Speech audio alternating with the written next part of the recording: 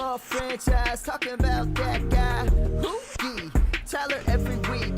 Heavy analytics, competition real steep. Whoa, that's sweet. Oh, in this belief. Nick so sick, man, bringing ships the whole fleet. Goats, not sheep. Follow every tweet. Don't sleep, always find the sleepers on the street, boy. F3, winning every single league. Money back guaranteed, but it's free.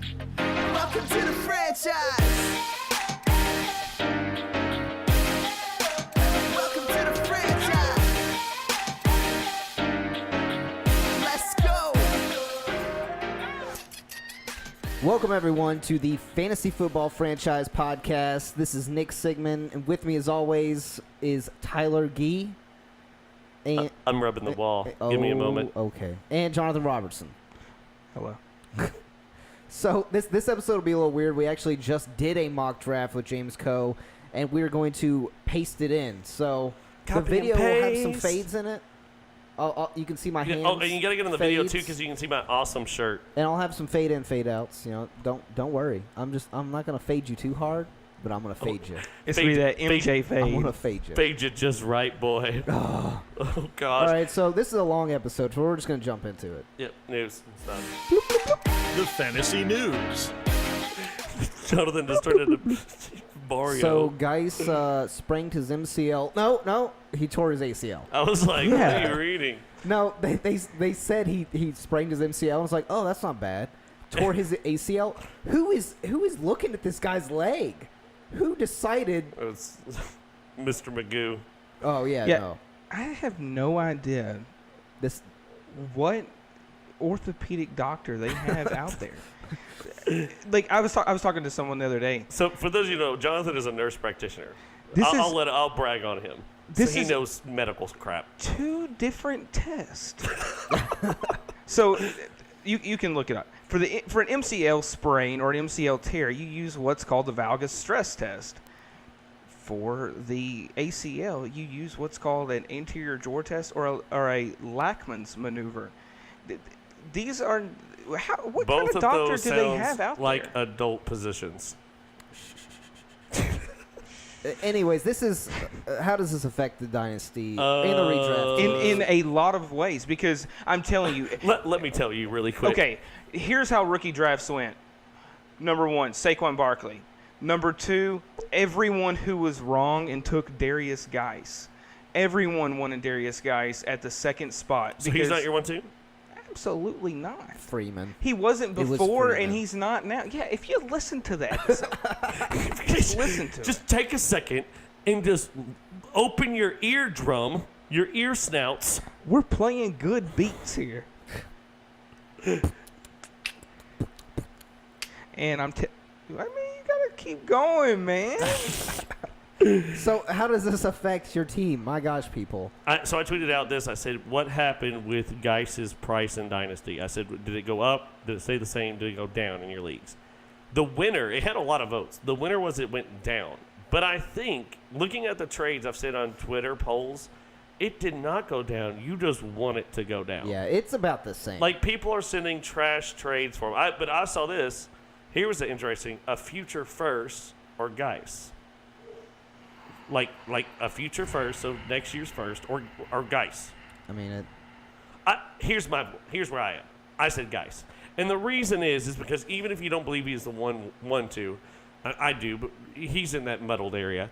Let's say he's the 1-3. You need this future first to be better than the 1-3. Yeah. What I was going to say is if it's a 1-3, 1-2, 1-1, sure. If it's not, I'm going to just let him sit for a year. You don't know that. You can guess. Sometimes, I mean, but in our league, I know 2 people that are going to be probably the worst in the league. You say that, but I'm Nick, just saying. have more confidence in yourself. I will be number 1 again. Shut up. No, I'll say this. Everybody thinks that their future first is a late round first because they're like, most people do it by who finishes. And they're like, I have a really good team. My pick's going to be a late first. And I'm like, oh, yeah? I saw a guy in our one dynasty team. He had David Johnson and OBJ. Asked me if he traded around a first, if he would have thought it would have been a late round. Yes. Last year, he finished last.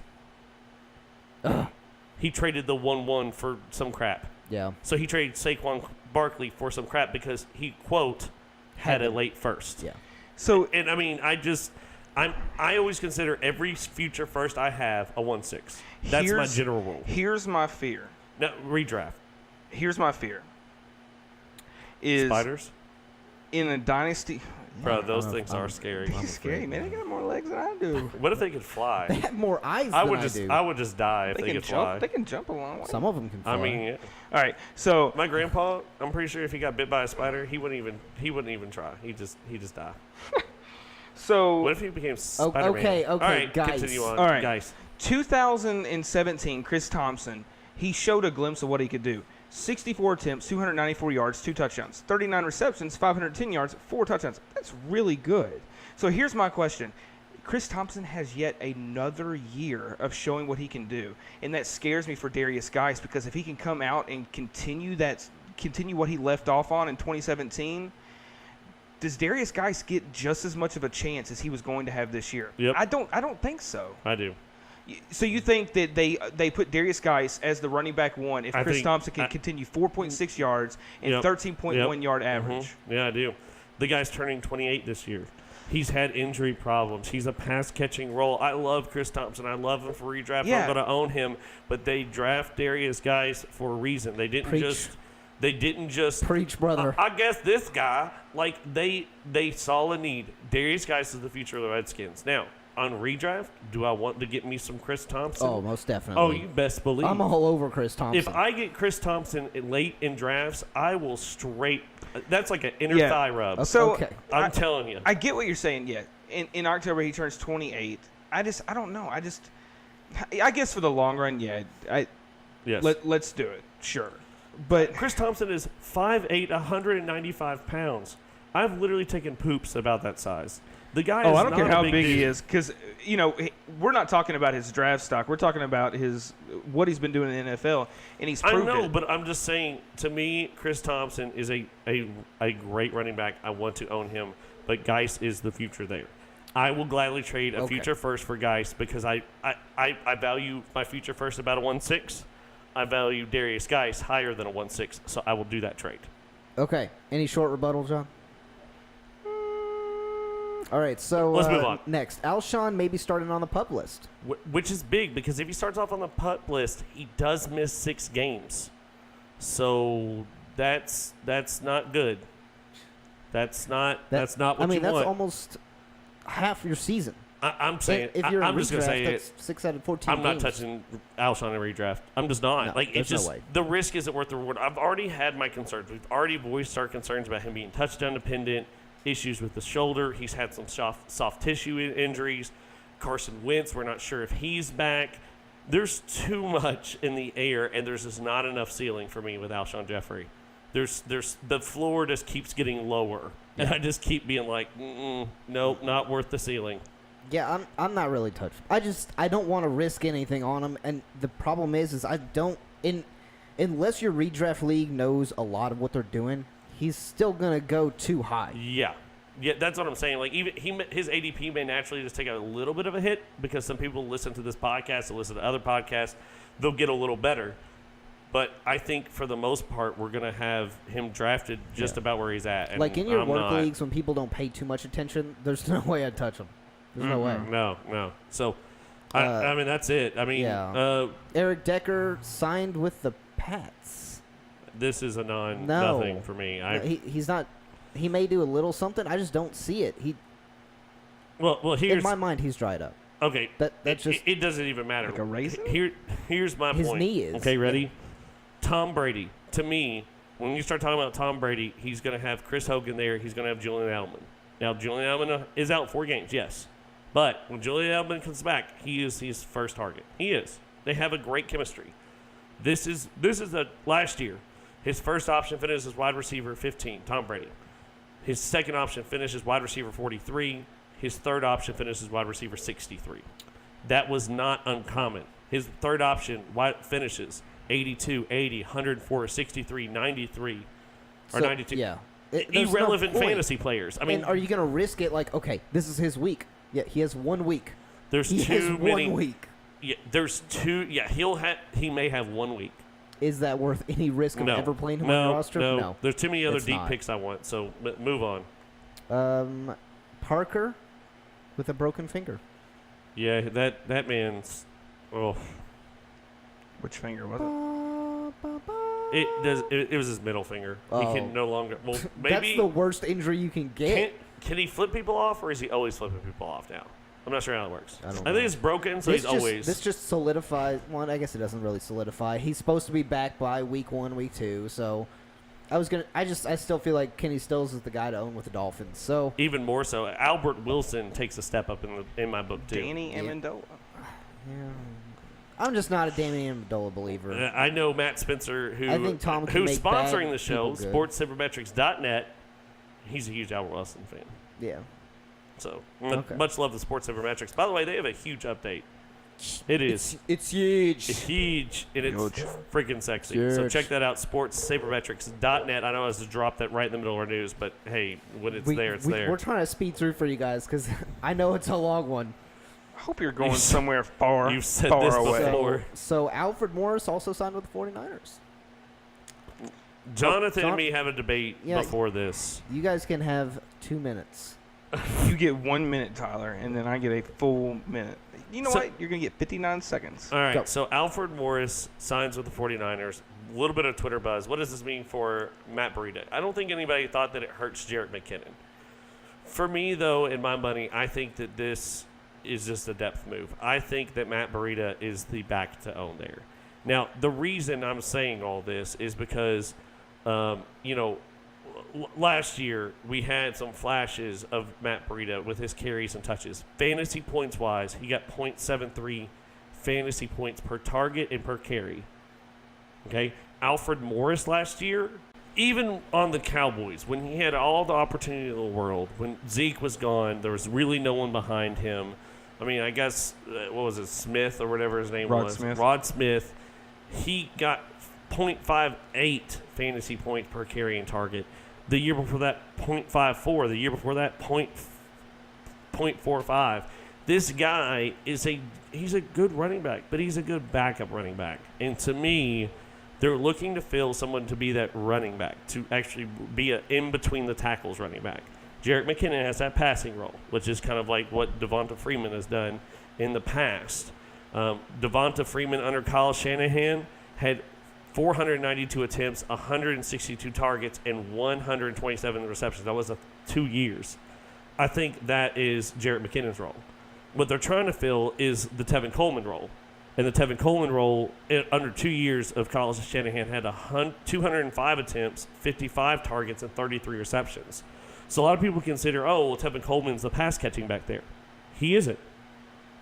Looking at the data, looking at the target stuff, Tevin Coleman is kind of the in-between the tackles runner. Like, that's kind of what he does. I mean, it's a 1-2 punch. I think that's Matt Breida. I think Matt Breida's beat up. I think that Alfred Morris has come in to relieve him. I think this does tell us that with Joe Williams and Dynasty, give up. You don't. I mean, he had his opportunity. This was his opportunity, and they brought in Alfred Morris. So if you have Joe Williams and Dynasty, you can get anything for him. Sell him now. Okay, John, That's my how do you reply to that? So, I mean, I agree with the majority of what he said. Yeah, Joe Williams, I think he's done. Kyle Shanahan had said that he had a lot of troubles just grasping the game and being serious about football, which he came into the NFL with some issues anyways. Alfred Morris, I just think that he's, out of the three, Matt Breida, Jerick McKinnon, and Alfred Morris, I think Alfred Morris is just the better back. I mean, even last year, 115 rushes, 547 yards, 1 touchdown. Jerick McKinnon had 150 rushes, 570 yards, 3 touchdowns, with a 3.8 yard rush, or 3.8 yards per carry, and Alfred Morris had 4.8 yards per carry. When Alfred Morris played under Kyle Shanahan, 2012-2013, he had 1,600 yards, 13 touchdowns. 2013, almost 1,300 yards, 7 touchdowns. I mean, granted, I do agree with Tyler. He has formed that role of a backup running back, but I really think it's almost opposite. I think Alfred Morris could so assume the role of running the ball, and Jerick McKinnon could play the role that he had in Minnesota. I think it would be illogical to not pick him up in Dynasty. I think it would also be illogical in redraft not to have your eye and know who he is. So Kyle Shanahan said that you all act like I was going to have Jerick McKinnon be my sole running back. No. And so therefore it takes Maybe it down if to you me, listen to Alfred this Morris or Matt podcast. Breida. It's Alfred Morris. I mean, Either way, though, in Dynasty, just get both. yeah, I mean, Why not both? Just and see how it shakes out. In redraft, keep your eye on both. I mean, because I'm not drafting either one.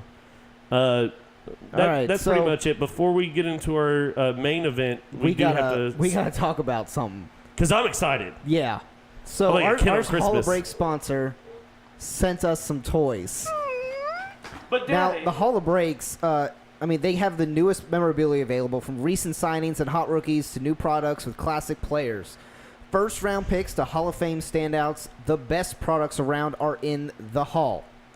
Daily chances to win prizes with a new series every week. Products from full-size replica and authentic helmets to minis in Blaze, Ice, Speed, and other popular styles. There is some risk involved in this game of chance, so be sure to read all the rules on the page or contact the page admin with any questions. Holo Breaks is more than just a prize page. It is a community of dedicated collectors and lovers of the game. Absolutely. And guys, let me tell you, They are beautiful. yeah, not every prize is guaranteed. However, having a great time is guaranteed. Let me tell you, it's a lot of fun. We're giving away a Sam Darnold helmet, courtesy of Holo Breaks. It is a gorgeous helmet. It is authentic. There's competitive pricings. And those best Blaze helmets values. are sexy. Tamper-proof boxes, so you know everything's legitimate. Live prize drawings, and that's what gets you hot pumping. You be sitting there like, "Come on, baby, win one for daddy." Bring one home for me.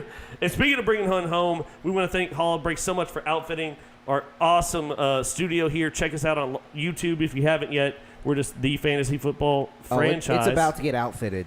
And it's You're about to get see it. outfitted by Holo Breaks. Now, there was a stipulation. We could not look at these. Just like on the breaks, you just open the box and see what you have. Yeah. So, What'd you get? who wants to go first? Nick? Okay. Me? Tyler just put mine in front of me. I wasn't allowed to look at it. Oh, So, he's heard that before. wow. Nick, just open the box. Oh. My heart is racing, could be anything. Read who it's from. From your friends at the Hall of Breaks. Oh, it's a full-size helmet. Full-size helmet. It's Christmas. Let's see it, Nick. Oh, it's Gay Pirate. Oh. So those of you who know, Nick is a Tampa Bay Buccaneers fan, and his favorite symbol is... I love me some Gay Pirate creamsicle. Oh, it's so good. Some creamsicle uniforms. Who signed it? Who signed it? Who signed it? Who signed it? Warren Sapp. Oh, Yahtzee. my gosh. All right, I'm going next. I don't care. Shut up. tree set, baby. All right, I'm a Chicago Bears fan. Let's see what I got. Are we allowed to put this on our heads? Oh, I am. Go for it. Is it Kevin White? Is it Kevin White? He signed so much stuff. He's still signing stuff. His check. I heard he's out for carpal tunnel. Who cares? Oh, look at that. Look. Oh. YouTube, if you're not seeing it. Ooh, look. JSA certified. Making sure it's certificate number. And it was signed by the Mike Ditka. Oh, my gosh. Just, I didn't know that you could put sex on a helmet. Legend. All right, John. No, it won't fit. Your head's too big. That's fair, though. Jonathan, you got to open your box. Okay. Stop looking up stats. Yeah. That's my life. my life is stats, though. For those of you who don't know, Jonathan is a Cowboys fan, unfortunately. So they got him a Jaguars And helmet. and the guy that runs it is a huge Cowboys fan, so he was like, "I got tons of stuff." If for this is Jonathan. the Eagles, it won't be. I'm shipping it back. Does it have a The return box to says- center? How the box about says, them Cowboys? John, how about them Cowboys? How about them Cowboys? We them boys. without a wide receiver? They got Allen You Hurts. finna find out. Girls come in a sexy case. It was definitely a Cowboys. I see who you love. I see you, baby. Ooh, it's white. It's white. It's tight. Oh, I will admit, I'm not a Cowboys fan, but that is a hot-looking helmet. It's all right. I'll let you hold it. No, I don't know. I still got the taste Who of. signed it?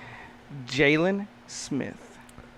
I mean, Number that's 54. That's not no Mike Ditka who won a Super Bowl, but you know what I'm saying. No, just a guy who got his whole leg ripped off and he regenerated them nerves. Regenerate those. What does he sell from freaking? Hey, man, he really did. And a Jalen Smith rookie card. He got everything. So for those of you who don't know, check us out on YouTube. You can see all of it. We thank Hall of Breaks for sponsoring this podcast and sponsoring this thing. I know it's been a little bit longer advertisement, but hey, when you get this kind of awesome stuff. Yeah, we're just trying to show you the kind of stuff you can win on Hall of Breaks. Absolutely. So let's go ahead and get into the main event. We got James Koh on. Mock draft. What up, James? What up, James? What up, James Koh? The main event.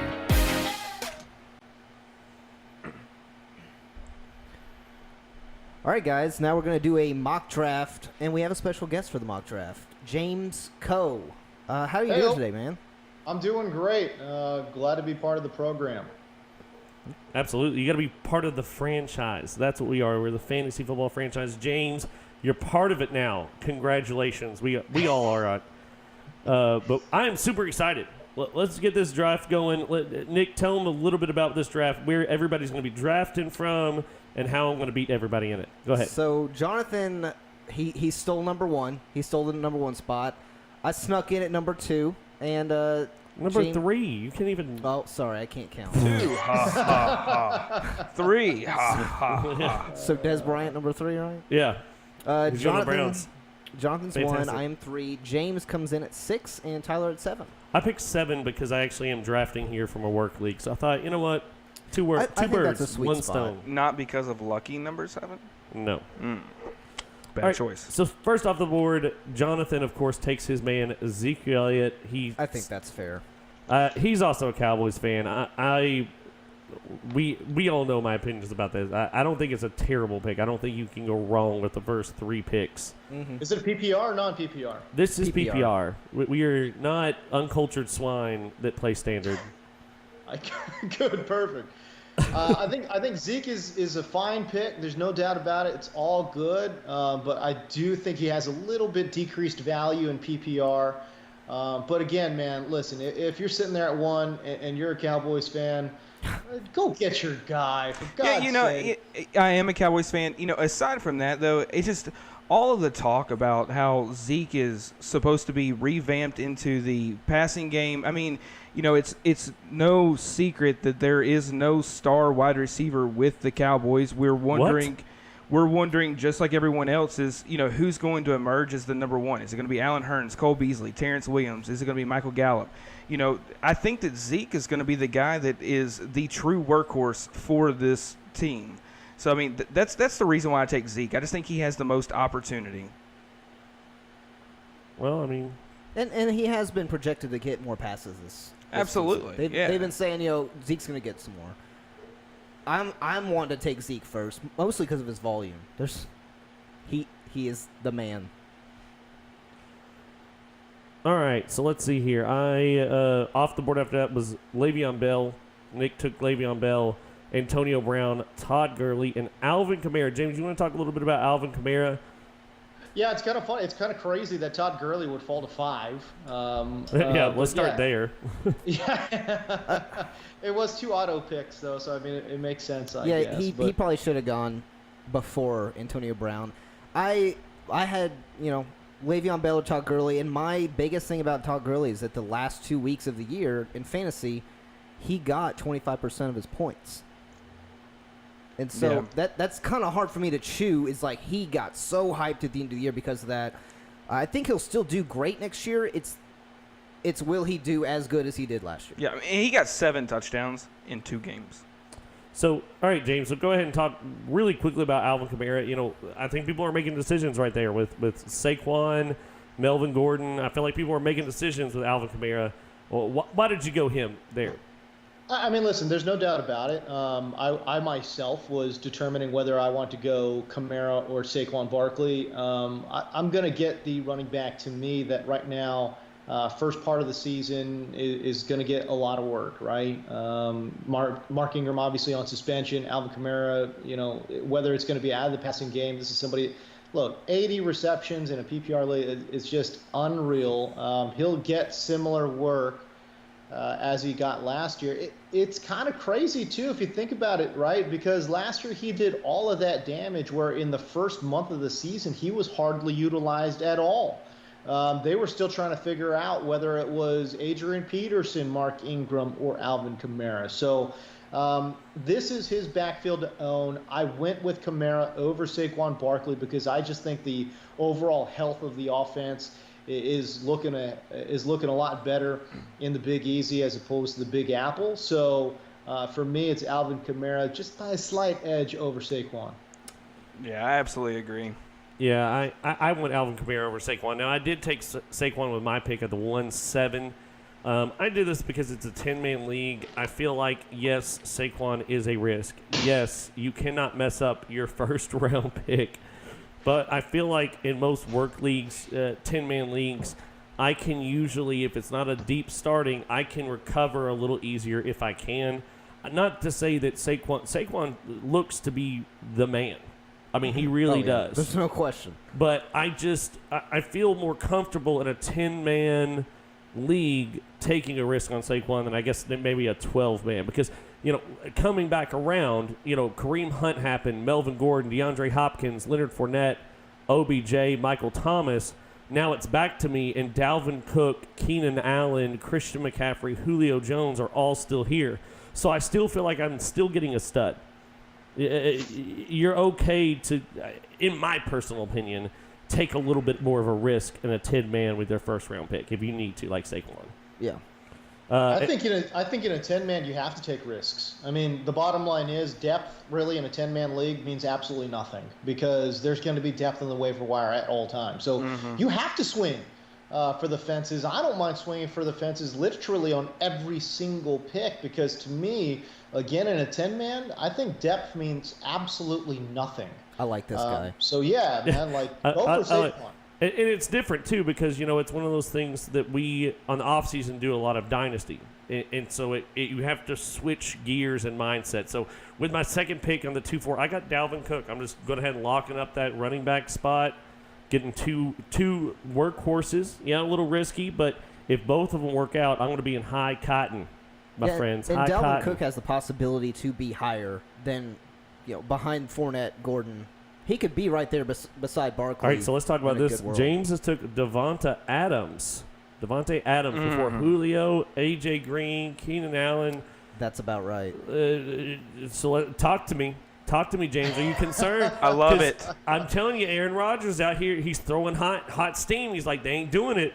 They ain't doing it for me. Aaron's out here not happy. You're happy. So talk about that. It's such an easy decision for me because, again, I mean, look at my first two picks. It's Alvin Kamara, Devontae Adams. I have found two guys attached to two terrific offenses and two guys, quite frankly, that are going to be the focal points of their offense. I mean, you'd like to build, I think, on the ground if you're Green Bay. Mike McCarthy has, for some godforsaken reason, tried to generate running back production when there has been none.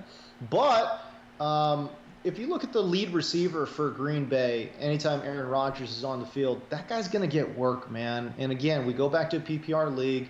Devontae Adams, to me, is a guy that can absolutely break a week for you. You know what I mean? Like, he is a true he's going to game snap breaker. one off for you, no problem. Just you know what I'm soul saying? crush. There's gonna be a 5-touchdown game for Aaron Rodgers, and behind one of those, I could easily see one of those weeks being a 3-touchdown performance for Devontae Adams. You look at the rest of the wide receiver field. Who really gives that to you? Look, Julio could give that to you. Julio could absolutely give that to you. But there are weeks, and we saw it last year, He where falls he off. literally will get exactly 3 targets, 20 yards, and you're like, what the hell just happened? I don't think Devontae Adams has that floor, and I think his ceiling is just as high. And for those of you playing, say, well, Devontae Adams is touchdown dependent. Maybe he is, but Aaron Rodgers is going to throw close to 40 touchdowns. Spread them out. Spread out 40 touchdowns among what they have right now. I mean, you got to at least throw, 10 to Adams? I mean, I would. Mm-hmm.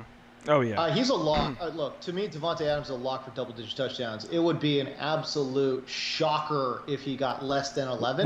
Would you do the hill bet again for us, James? The hill bet. Remember the hill bet? You said you would wear heels if they did. Yeah, I did. That's right.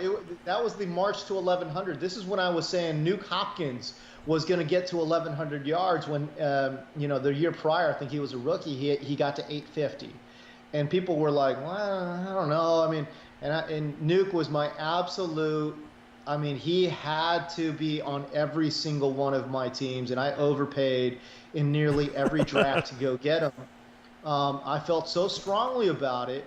Again, we look at, targets and air yards and all of those things. This guy had to have, in my opinion, get 1,100 yards if everything broke right. So is Devontae Adams my March to 1,100 guy? Yeah, of course, 100%, man. This is a guy that you could lock him up for 1,200 yards. All right. I think he's a 1,212 guy, man. All right, honestly. we're going to send the heels. No problem. They're going to be fantasy football franchise heels. We got them in our store. Go ahead and buy them. You heard them here first.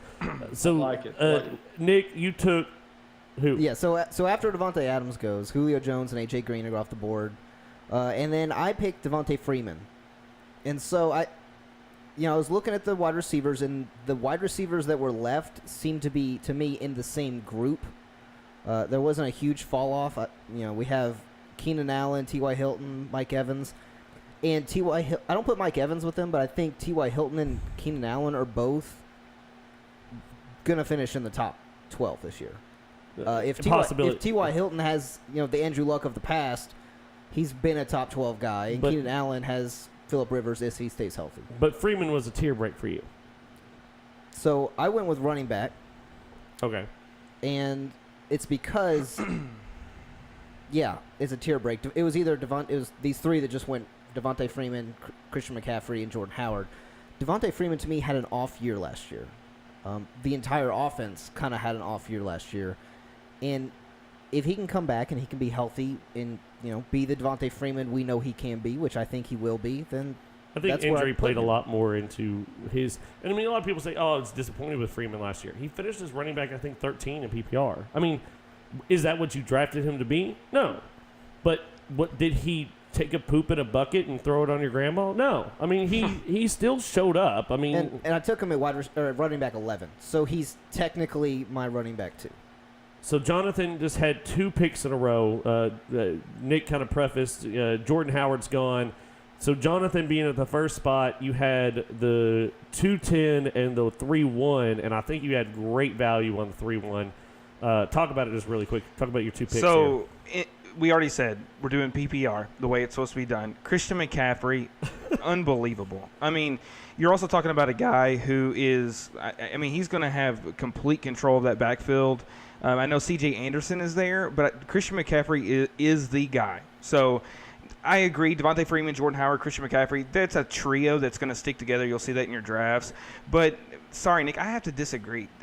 Keenan Allen, I don't think he blends in with T.Y. Hilton in there. I think he's a top. Keenan Allen. I think he's solid top 5, top 6 wide receiver. I know Mike Williams is coming back, but Keenan Allen, if he can do the same thing he did last year, which I think he will, he is killer value at the beginning of the 3rd or the late of the 2nd round. Oh, I really want to get me some Keenan Allen in the 2nd round. I was looking at Keenan Allen as soon as I saw Devontae Adams and Julio Jones.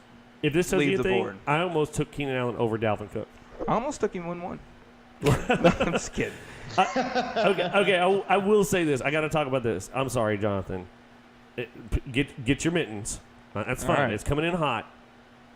I think we're going to see some regression from Christian McCaffrey. Now, in saying that, you did hit him as a running back too, so that's fine. But what I get upset with, it's that meme of the Joker. Whenever somebody says, well, Duke Johnson's going to lose some targets and fantasy value because of the new weapons around him, nobody cares. Everybody goes, yeah. And then when you say, well, Christian McCaffrey's going to lose some targets and some fantasy values because of the new people around him, everyone loses their minds. Why? I'm sorry, but the Panthers that the Christian McCaffrey played with last year is not the Panthers he's playing with this year. Yeah, I agree as far as offensive weapons go. Here's the thing that I think solidifies Christian McCaffrey's role. The one thing that the Panthers did not drastically improved this offseason, their offensive line.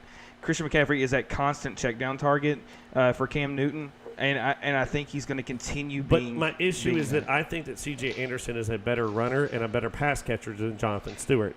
I think that DJ Moore is going to want more targets. Greg Olsen will demand targets. Devin Funches will see some targets. He won't see what he saw last year. And when you have a quarterback like Cam Newton, who's not a prolific passer, let's just be honest, do I think Christian McCaffrey has a role? Yes. Do I think he's going to be a good running back? Yes. Do I think he's a top 12? No.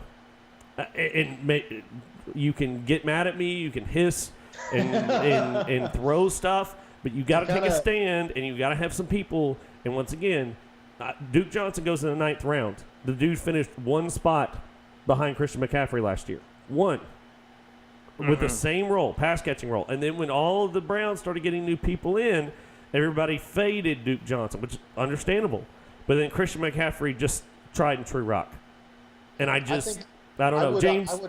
I would agree with Tyler wholeheartedly. I'm actually less concerned about C.J. Anderson because for some godforsaken reason they gave that role to Jonathan Stewart last year anyways. So we already kind of know what he's going to look like in terms of a complementary back. I think the problem for me really is in the passing game. Cam Newton, throughout his career, has never been a check down guy. That's just not his game. He'd much rather run it than check it down. And why not? Because he's been one of the most mobile big quarterbacks in NFL history. You know, I look at their draft. I think DJ Moore complicates things for Christian McCaffrey more than C.J. Anderson, quite honestly. DJ Moore is a player that likes to live around the line of scrimmage. He is somebody that can operate in the short area of the field. And I tell you what, man, you get that ball in his hands, he actually looks like a running back running that ball as well. I think he actually complicates Christian McCaffrey's value much more than C.J. Anderson. So I don't think it's just C.J. Anderson. It's everything. I mean, Greg Olsen, DJ Moore. I mean, Christian McCaffrey is coming into a new team. Greg Olsen wasn't there. I mean, he wasn't. DJ Moore wasn't there. C.J. Anderson wasn't there. The same way that Jarvis Landry wasn't there. Same way that Josh Gordon really wasn't there at the Browns. You know what I'm saying? I mean, so if you're going to fade Duke, which I think is concerning, I think you have to fade Christian McCaffrey. And you can hiss at me all you want, but things happen.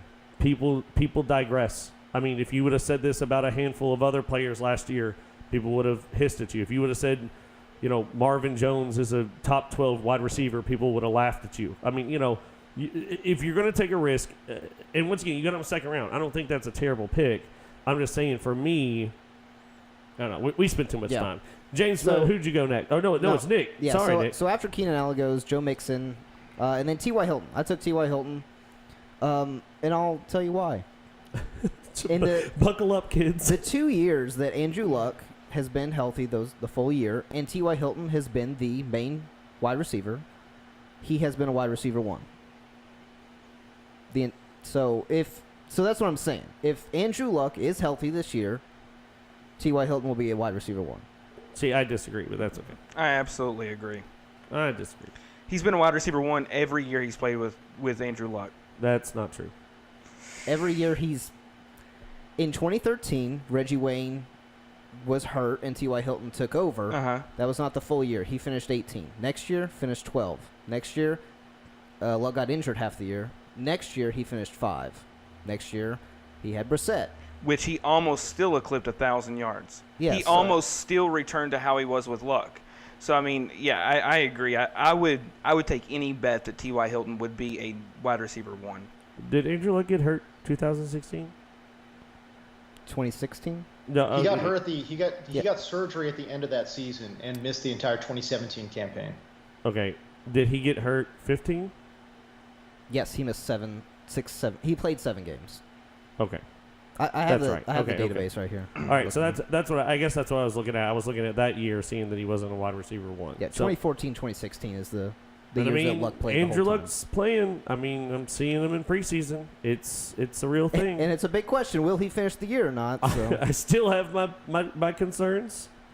Yep. I think T.Y. Hilton too is actually quite underrated as an overall wide receiver. I think he's really developed his game over the last 3 years, and it's really come along very, very nicely. So he was a guy I think that to start his career was just one of those dudes that he just went over the top. He just used speed or whatever it was.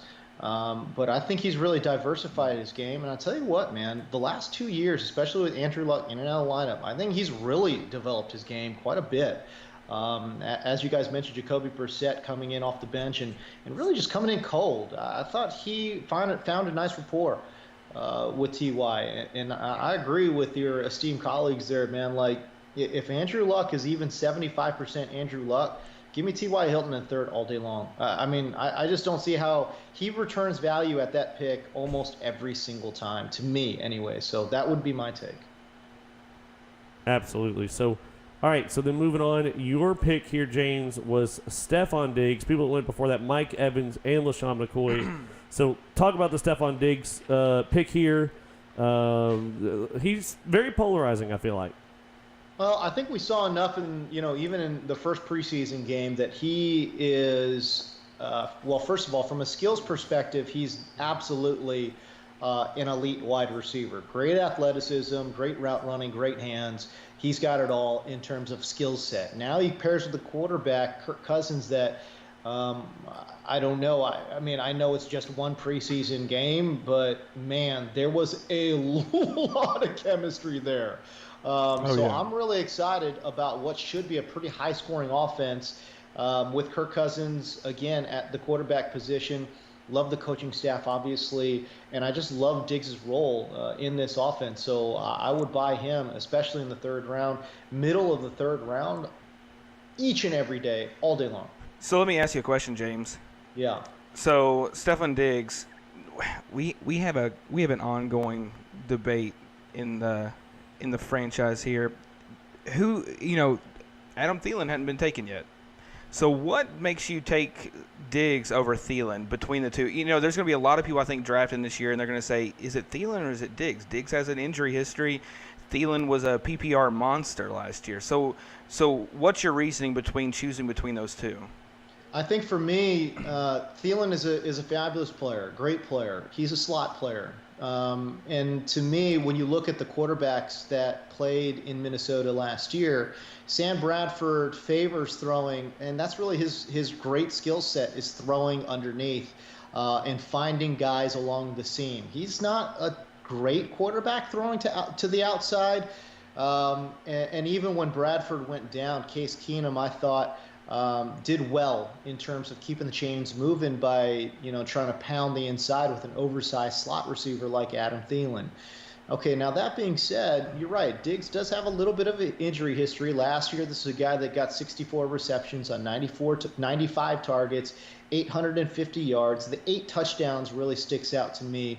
And I know touchdowns are fickle, but overall, man, I just think the profile for Diggs, working with the quarterback like Kirk Cousins, who will attack downfield. Does he have the biggest arm in the world? No, he doesn't. But schematically, oh my goodness, I'm very excited to see what these guys will do schematically to figure out a way, whether it's going to be play action, whether it's going to be bootleg, whatever it might be. Somehow, some way, it's going to be Kirk Cousins, and he's going to fire downfield. And when he does, he's probably going to be looking for Diggs. So it doesn't bother you that Kirk Cousins has never produced a wide receiver one before? I don't think he's ever played with a wide receiver as versatile or nearly as good as Stephon Diggs, and that's coming from a Cal fan. And I know that Deshaun Jackson was there, but I just don't think he's played with somebody nearly as big and as athletic and just as well-rounded skill set wise. I agree. I've taken the fact. I think Diggs is going to be a wide receiver one this year, if he can stay healthy all year. That's the caveat. But yeah. I do. I think this is a great year for him. All right.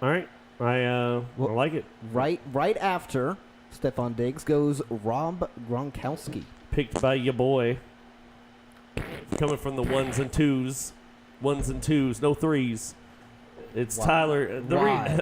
Why, Tyler? Why? The reason I picked Rob, listen, I thought I would never own Rob Gronkowski, but we're talking about what is it? The end of the third. At this point, It's great value. It's good value, and like you said, like James said, you're trying to take some risky players here. And if Rob Gronkowski plays, and in a 10-man league, you cannot replace Rob Gronkowski in this league. Like, you can't. Like, you can play some flyers, but in third round, that's great value. Now, did I punt wide receiver? Yes, a little bit. And I'll tell you this. I got a little greedy because I was thinking between Rob and Larry, and I thought, you know what? Larry Fitzgerald will come back to me in the fourth because I know none of you a-holes are picking before me, so I can grab them. Unfortunately, Larry Fitzgerald, when I come swinging right back around, he went right before me. The computer took him. But there's huge value still on the board in wide receiver. I mean, and that was the reason why. It once again is that I'm looking now. So I went Rob Gronkowski. I went Jerry McKinnon goes, Tyreek Hill, Adam Thielen, Travis Kelce, Doug Baldwin, Larry Fitzgerald went. I wanted Larry. But looking at wide receiver, there's still Amari Cooper, Demaryius Thomas, Juju Smith, Jarvis Landry, Golden Tate, Allen Robinson, Josh Gordon. I'm just going to say I'm going to grab Demaryius Thomas. I feel like last year he was wide receiver 16, and you want to talk about a guy whose offense has gotten a huge vamp with Case Keenum, a huge vamp in the running game. I do not think it is outside the realm of possibilities for Demaryius Thomas to be a wide receiver one. I just don't. I really don't see. He is consistent as consistent can be, and even through the crap. And I think that he's going to show it. Now, Amari may be a wide receiver one, but to me, he has more risk of doing that than Demaryius does. And just to reflect back on what James Koh said, Case Keenum, when he came in for Sam Bradford, he kind of fit into that mold where he utilized that big-bodied guy, which is Adam Thielen. Demaryius Thomas is that big-bodied guy on the Broncos team. He does a lot of stuff after the catch, which makes him such a polarizing player, but he has such a good catch ability, and he can work in traffic to make great catches. He's a reliable target. I think that Case Keenum is going to utilize Demaryius Thomas a lot like he did Adam Thielen, but Demaryius Thomas just doesn't play the slot. Only difference. Well, he's going to utilize him, let's say, even like he does Diggs. I mean, last year, Keenum had made a wide receiver. His first option was wide receiver 9. His second option was wide receiver 19. And that was Diggs and Thielen, with Diggs having the injury bug that he had. So I just did I punt it a little bit? Yes. But keep in mind, I also can trade Dalvin Cook. I can trade Saquon Barkley at any moment for an elite wide receiver. If that's what I'm concerned about, I could trade Rob Gronkowski for an elite wide receiver at any moment. But right now, I took the floor of Demaryius Thomas, and I'm happy with it. James, you went right after me. Let's talk about your pick. That's high. So I went Jay Ajayi, and quite honestly, I'm not 100% sure why Jay Ajayi is not in the conversation, of a top 20 pick. To me, I have him valued, I think, in my top 25, and of that there is absolutely no doubt in my mind. But it's just, to me, it's interesting. We're talking about a lead dog working behind a great offensive line. He showed a lot of burst last year, especially when he got to Philadelphia. So. Look, I have at my disposal, Next Gen Stats, and when we look at Next Gen Stats elusiveness measure, it's called yards gained after close. So this is a measure, and again, remember, Next Gen Stats uses microchips embedded into shoulder pads to accurately measure distance and all of those things. Okay, so when I look at when I look at Jay Ajayi, Kenyon Drake is another guy that I love, by the way, but Jay Ajayi. When he was with Philadelphia, was truly one of the most explosive players in all of the NFL. You look at, yards gained after close. Again, an elusiveness measure, okay? 4.96 yards gained after a defender got to within 1 yard. It was the best mark in the NFL among any running back who got at least 50 carries, okay? So, to me, man, I just don't understand it. I don't understand why people are kind of writing him off. No LeGarrette Blount. He's off in Detroit now. This is going to be the lead dog. And I love Corey Clement as well. But I think the Philadelphia offense is healthy enough, is going to be prolific enough, really to sustain two good running backs. And to me, Jay Ajayi working behind, again, a great offensive line in a great offense, to me, just screams out value when you're getting this guy in the middle of the fourth. All right, so James, we have a little story time. So I am the resident Jay Ajayi hater, and as you're talking, you'll see it on YouTube. Both of my hosts are just looking at me, like they're just staring at me, and I can feel the Jay Ajayi love or hate or juices. I probably should rephrase that, but I understand. I get it. I don't think it's a terrible pick in the fourth round. I'm just not a Jay Ajayi believer. I just never have been. To me, I did a little bit of work on a website called FFstatistics.com, and one of the things I did was a thing called opportunity ratio. How many times did this person score? How many points did they score divided by how many times they saw the ball, they carried it, or they had a target? It doesn't matter what. And last year, Jay Ajayi was 0.56. So that means he got 0.56 every single time he got a carry or a target. The year before that, 0.73. The year before that, 0.68. So he hovers around 0.6, 0.65 points per target. The guy that went right after, Lamar Miller, was at 0.68. So he was actually more prolific per target and carry than Jay Ajayi was. And I think what I worry about too is the Eagles' offense falling apart. And if you're an Eagles fan, close your ears. No, you open them. No, listen, it's just Alshon may start on the PUP list. We talked about that in the news. You've got Nelson Aguilar beat up. We're not sure if Carson Wentz is starting week 1. You got Darren Sproles coming in. You've got Corey Clement. The Eagles have notoriously always used 3 monsters. There's just a lot. There's just a lot where I feel like with Lamar Miller, for me, and this is where I flipped the two. Once again, they're right next to each other, so you do you. Right. He's on a team with Deshaun Watson, who we know is back. He's on a team with DeAndre Hopkins, who we know is healthy. He's on a team that, as of right now, at this moment, I think could be a little bit more offensive. Now, maybe that's hot for you all, but I don't know. It was just funny. I think fourth round is fine. That's fine value. Everybody at this point, you're just pulling apart what you think. But it was just funny. It was just funny that you, for those of you not listening and never checked out the YouTube, check out the YouTube because it was just funny. Like Jonathan and Nick were just staring at me like, "What you gonna do, boy? You gonna go get James? You gonna tell him no?" And I'm like, gosh. Look, I think the biggest thing too, it's the team's setup that he's on. So long as he is not.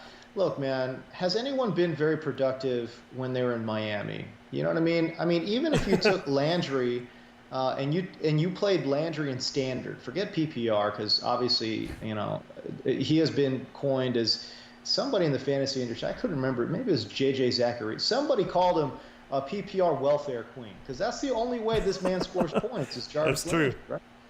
Okay, but what I'm saying is, look, he's coming from a situation where you're right. I think if you look at it from an aggregate position, Ajayi, there's no metrics out there that look great from an aggregate. But once he switched teams, once he got better coaching, once he was surrounded by a better cast, and we know this about Jay too, is the fact that he is kind of a sullen football player. He's an emotional football player, and if his head and his heart aren't into it, you're not really going to get a good player. Hopefully, this is a very competitive ball club, and hopefully he is in a locker room now that is not quite as toxic as what Miami had, and they will keep him on the up and up, on the straight and narrow. And if that's the case, if that's the player that we're getting, I think that's where I'm getting really excited. But you're right. I think the floor is lower for Ajayi than Lamar Miller. But I think the ceiling is so much higher than it is for a vanilla player like Lamar Miller. That's fair. Yeah, that's he's pretty vanilla ice cream. Jonathan or Nick, I'm sorry, Nick. Who do you got? We're going to start speeding these up because I know James has to go. Our last round. Well, maybe we can fit in one more, just not talk about them. That's fair. Okay, so we won't even tell you who we picked. I'm gonna be honest. It's a secret. I regretted this pick after picking it, but it's one of those guys I want to believe in. Jarvis Landry. He looked good in the preseason. And here's the thing.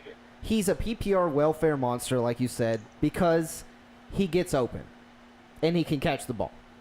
You don't say. So Both are needed in football. If he can do that in Cleveland, get open and catch the ball, and I pick him as wide receiver 17, I mean, cool. PPR, yeah, give it to me. I was kind of between he also Jarvis is a and Brandon high ceiling, Cooks. low floor kind of guy. Yeah, I was between him and Cooks, to be honest, in my humble opinion.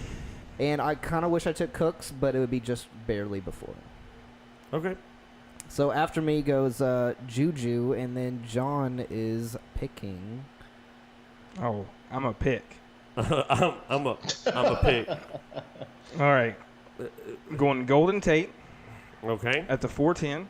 I love me some Golden Tate. He is so Yeah. underrated. Especially in PPR. He really is. That man is just. And then at the He's 5-1, he's golden, I have some would been say. preaching that this guy is going to do great. I already know who he's taking. I've been preaching that he's going to Amari do Cooper. great. No. He showed you in preseason that he has the ability to do what I said he can do. This is where Jonathan rips off his shirt and shows you his Royce Freeman tattoo that he has. Royce Freeman is absolutely going to ball this year. I mean, it's preseason. I know. It's preseason. However, first team offense, drop the crap about him not being the running back one. He is. Stop lying to us about this Booker He crap. came out with first team offense when they played first team for the first drive. He had 9.8 yards per carry and a touchdown. I've been preaching this since I saw Royce Freeman was drafted by the Broncos. He's going to be a touchdown monster this year, and I think he's going to be able to work between the tackles. Just you don't have to believe. You ever me. seen That's the fine. end of Braveheart, where he yells the word freedom? Oh yeah. Jonathan does the same thing, but with free men. That's what he does. You can literally so you were stab gonna take him. Devontae if I didn't. He will die on the Royce Freeman. If Royce Freeman turns into nothing, know that Jonathan's season is over because he owns him in every league. Oh, I absolutely own him in every But league. if that I he am blows up and becomes like the next greatness, no, Jonathan has won every league. in. Oh yeah, you can. bet on it. I'll make my pick, but I'd love to jump in on this Royce Freeman thing because I love that pick right there. I mean, I absolutely Thank you, James. Thank you. love You're it. welcome back on.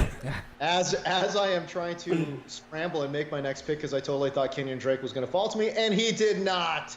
That was Nick. You can thank Nick for that. Yeah, it was either Kenyon or Alex Collins. I think it was a teardrop off right there. Those were the two guys that I had targeted. I was like, oh yeah, if I don't get Kenyon Drake, I'll just get Alex, and I don't. I'm listening. You have my attention. And as I am scrambling to figure out who I'm going to pick, I'm just going to go with, oh my God. Don't take my person. Don't you do All right, let's it. just go Josh Oh Gordon. gosh. But no, I wanted to go back to the Royce Freeman thing real quick because first of all, one, you're picking at the turn, right? So always helpful advice to anyone picking at the turn is you got to go and get your guy, man. You know, there's going to be so many picks between you and your next pick. Just go get your guy and don't worry about ADP. That would be one thing. Again, we're playing a 10-man format. You want to hit home runs. You know, you're swinging for the fences. If you strike out at 5.1, I don't even care. You know what I mean? It's like there's going to be somebody else I could probably You do pick you, up. boo-boo. You know? You know, it'll be fun. The other thing I'll say from a schematic standpoint is that Royce Freeman, well, the Denver Broncos have Bill Musgrave as their offensive coordinator. Musgrave, every single place, he is somebody who coached under Chip Kelly and installed, spread concepts in Oakland, which was his previous destination. And all the reports are he's installing a lot more spread concepts now in Denver. Well, guess what? Royce Freeman, Oregon background. Okay, he knows this system. You think about Devontae Freeman. He's another Pac-12 guy, but he's from Utah. And Utah primarily ran power, right? So a little bit of a gap scheme there. Mostly gap scheme, I think, in Utah. I don't think I'm speaking out of turn in saying that. So previously, when Denver had a little bit more power run game to their offense, I thought Booker was a pretty good fit, man. But now with Bill Musgrave as their offensive coordinator, I don't know. To me, I love the Royce Freeman pick. I'm a Pac-12 guy. I've watched maybe too many Saturdays of Royce Freeman just stomping up and down on my Cal Bears. So maybe that's the vision that I have in my head. But I love that pick there, and I'm with you, man. I really think he can thrive in that system. All right, so Nick took Kenyon Drake. Yeah. It was James just a cried a teardrop little off. bit. There wasn't many backs left that were prime backs. And Kenyon Drake, we still may or may not, but Alex Collins may or may not. So I'm going to risk it on Kenyon Drake because I think he has the ability to do some good stuff. And I'm going to take it. Yeah, I like it. So I like it, man. Alex Yeah, Collins, Zach Ertz, James, who you got? I took Josh Gordon, 5.6, so middle of the 5th round. Again, just in 10-team formats, I am just trying to swing for home runs. Quite honestly, as you guys heard, I was scrambling around because I really wanted Kenyon Drake and or Alex Collins. So I was like, yeah, it's fine. One of those two guys I'm sure will fall to me because I'm looking at roster construction. Team number 2 already had 3 running backs. Team number 1, I just saw took Royce Freeman, so they had 3. And then I'm thinking, okay, well, Sigmund took 2 running backs already. I guess he could go running back there. But I just thought either one of Kenyon Drake or Alex Collins was going to fall to me. It didn't happen that way. Josh Gordon is obviously an extremely explosive player. I don't know how good at football this guy must be to just literally take years and years off, come back, and just look like an absolute stud. I don't know how that's possible, but that's what he's doing. And that's what he did last year for the Cleveland Browns. So I he's can do got that great with Chinese buffets and take years and years off, come right back, not a Right problem. back. Those cheese nuggets. So let me ask you, James, because Yeah. I know this question is going to kind of raise that. We were kind of talking about it before the show started. So you got Jarvis Landry, you got Josh Gordon, you got David Njoku, and you have rumors that Dez Bryant is going to talk with the Browns on Thursday. So tell me how you think, for our listeners, tell me how you think this very, very crowded wide receiver core and receiving core all together. I think you can even throw Duke Johnson in there. You can even throw in. We're throwing Duke You can even Johnson throw there. in Carlos Hyde to that. I mean, so how does this crowded receiving core work out for you? To me, it's a matter of I like to look at system a lot and personnel. And to me, when I think about an X receiver, Josh Gordon's a prototypical X receiver.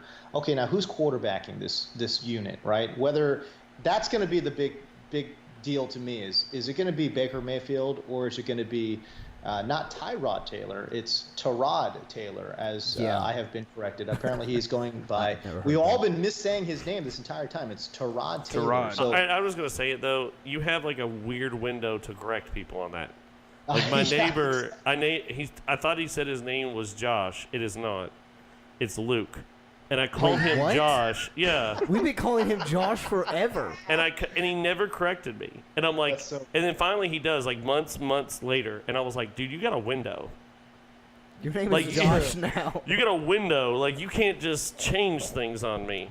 You had a window, you missed that window. Now you're just Josh. Shut up, Josh. So but either look, Baker or Tyrod, how do you think Yeah, this changes the system? Because to me, Baker Mayfield is a guy that's going to, again, pound the seam, find those underneath guys. He is such a accurate intermediate area thrower. Not saying he can't throw downfield, but I'm just saying he's a rookie, and that's something that he needs to work on because, quite frankly, that's the last part of your game that comes as a quarterback. So for me, Tyrod Taylor, he loves chucking it deep.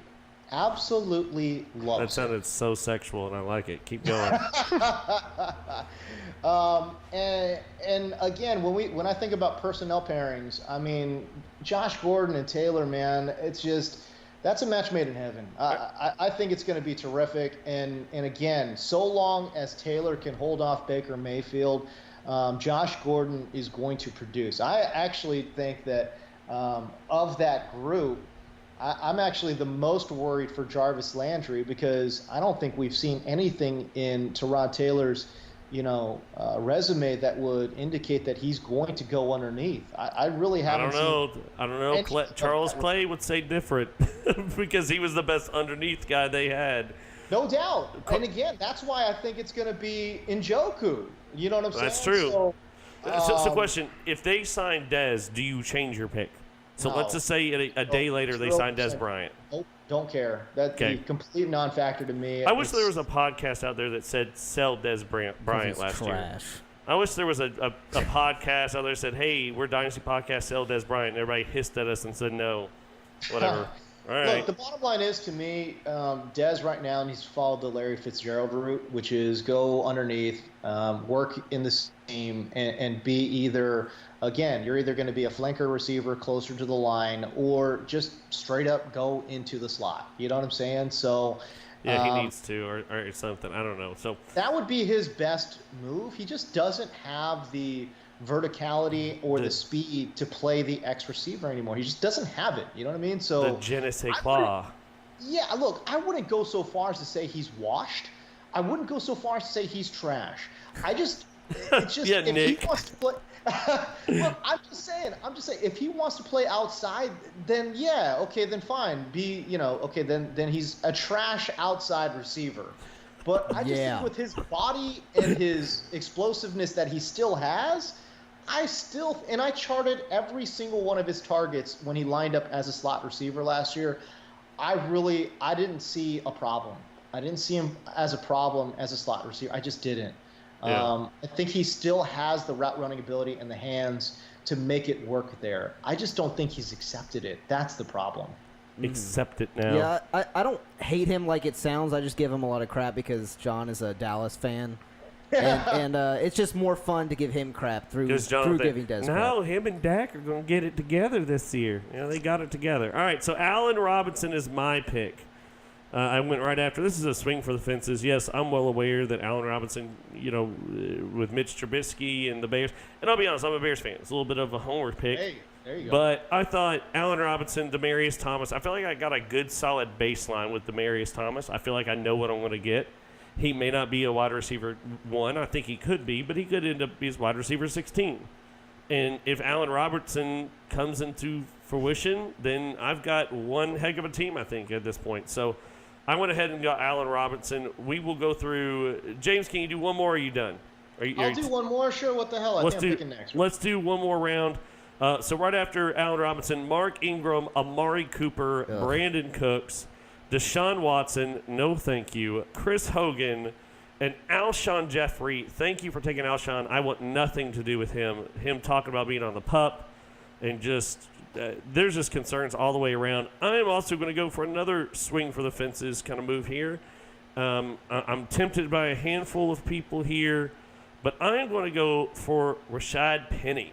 I feel like this Carson news is – I'm just not buying it. I think that the Seahawks, when you spend that high of a draft capital, you plan on using a dude. Quit lying to me. They had too many concerns on wide receiver. They have too many concerns on O-line. They have too many concerns on defense. And when you come out and spend that high of a draft capital on a running back, you don't just go, he may play. I don't know. What do you mean he may play? It's a possibility. You have so many holes in this boat to fill, and you're going to fill that one and then just decide not to use it?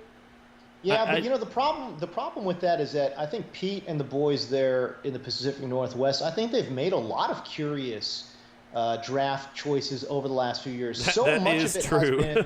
So much of it has been erased by the fact that they got a steal with Russell Wilson and a steal with Richard Sherman. So much of the draft mistakes that they have made in Seattle has been completely forgiven by those two picks and those two picks alone. I thought it was a curious decision. I didn't agree with it. They needed to address O-line. They tried to do that a little bit later. But, look. And he could be a wash. I mean, he is a risky pick. I'm not going to sit here and tell you I'm taking Penny, and he's for sure. I just think that he has the volume. He has the opportunity. But I agree. They've made some very curious picks. They're that guy in a dynasty league, if you play dynasty, who prides themselves because they're like, oh, yeah, I picked up Alvin Kamara in the second round. It's like, yeah, but the rest of your team is trash. You make terrible teams. Like, yeah, you happen to click on Alvin Kamara in the second round. Congratulations. You also do the worst trades in the league. Good job.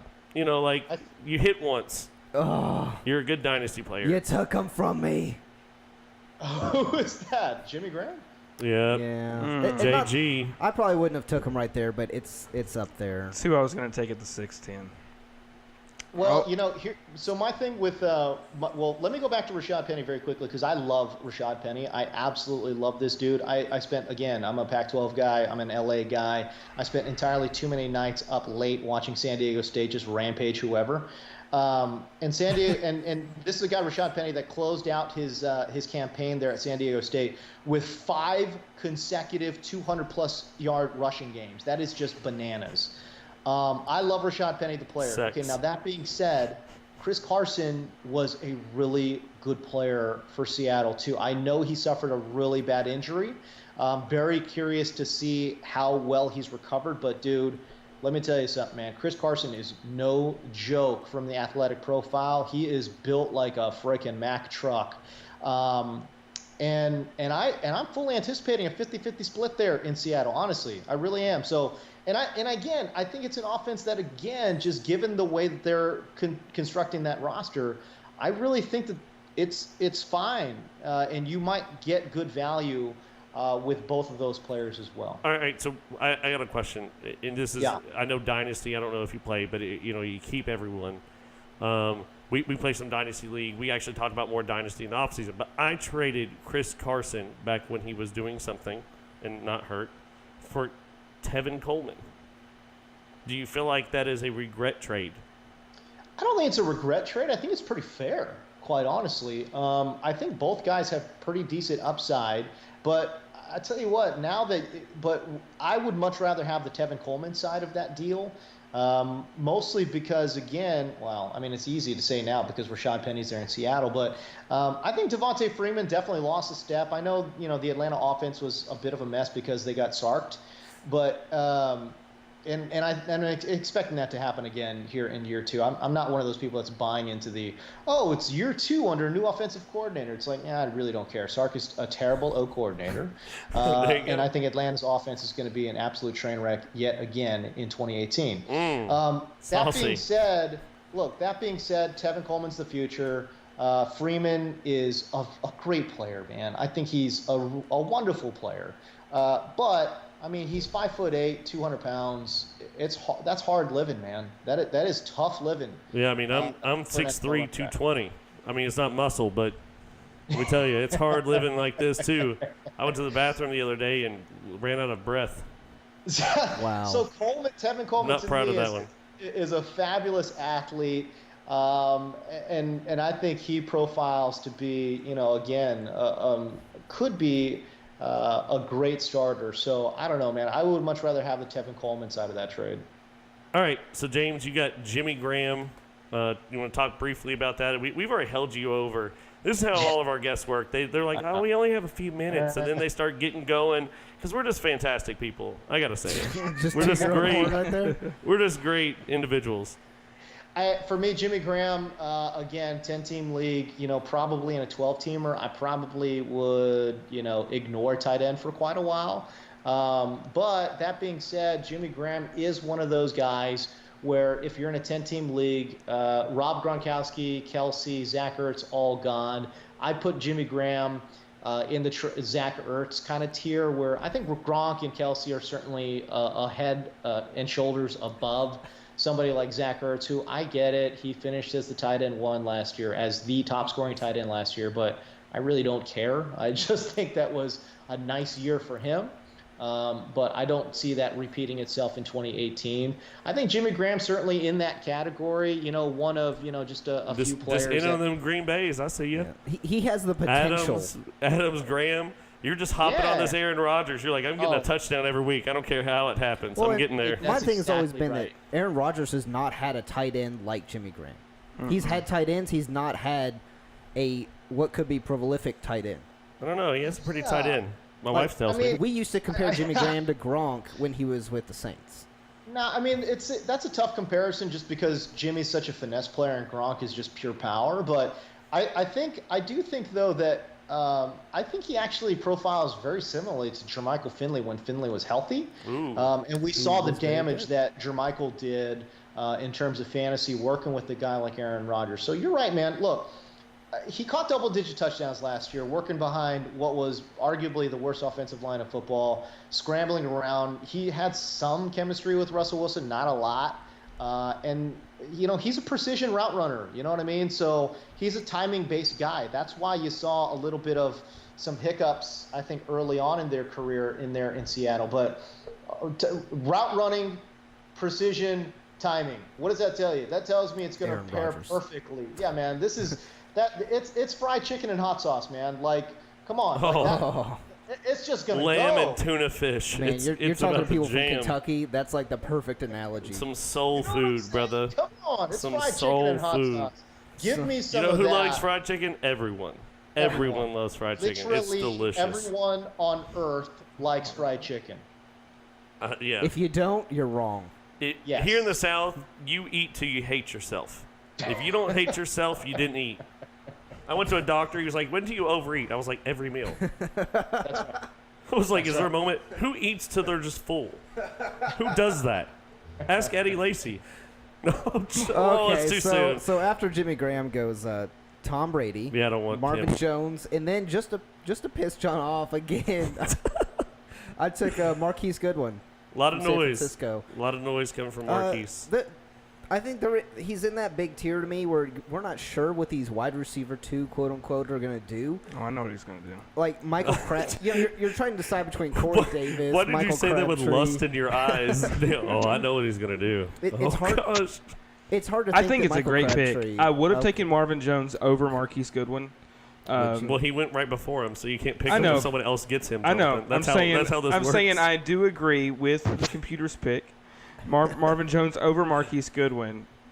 But yeah, Marquise Goodwin, I think that's a good spot to take him. See, I'm surprised over Corey Davis. That was the surprising part to me. Now, whatever you can talk about whatever you want, but Ronald Jones goes next. I don't like that pick, and the reason is because there's already still rumor don't that know if Peyton he's- Barber Yeah. may be a guy. cutting hairs and cutting There's some angles. people in Tampa that Yeah. may play a role. It won't be Jameis Winston. Oh, that's official statement from the coach. There are some people that are doing things. So Dirk Cutter, by the way, how does this guy have an NFL job? It's just Who? It's just shocking. Dirk Cutter. I Oh, just don't yeah, understand. Listen, I don't want to talk about it. Nick's a Bucks fan. That's right. We have Yeah, a Bears, a Bucks, and a Bears, a Bucks, and a That was- Cowboys fan on the same show that all live a few miles from each other. I have no idea how this happened, but Well, I just know how to lose. well, we can tell by looking at your team. Oh man. you're prepping wow. well. Wow. Yeah, well, we'll read off our final 6 rounds here in a second. Jonathan, you went. So Marquise Goodwin, Ronald Jones. We talked about how we're not a huge fan. Jonathan, this is your last pick of this. We're only doing 6 rounds. That's all we have time for.